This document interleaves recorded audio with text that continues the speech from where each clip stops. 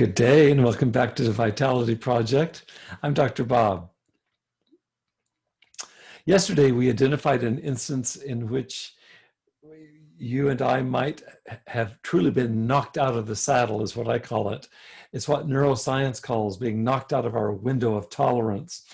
And this is where we move beyond our capacity to really tolerate stress. And it's in this space that most often we revert to addictive forms of self-relief, self-medication. So it's the window of tolerance.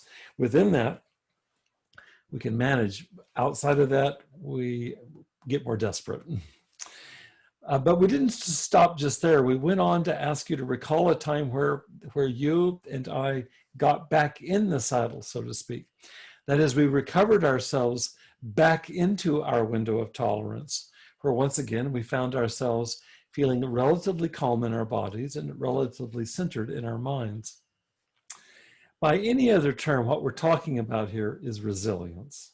Resilience is the ability to bounce up after we've been knocked down and to bounce back from stress back into this window of tolerance.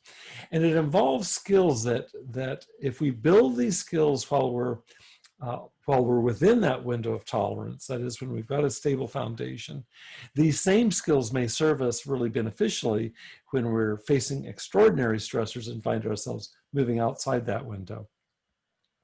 So for today, what I'd like to ask you to do is first identify one such skill.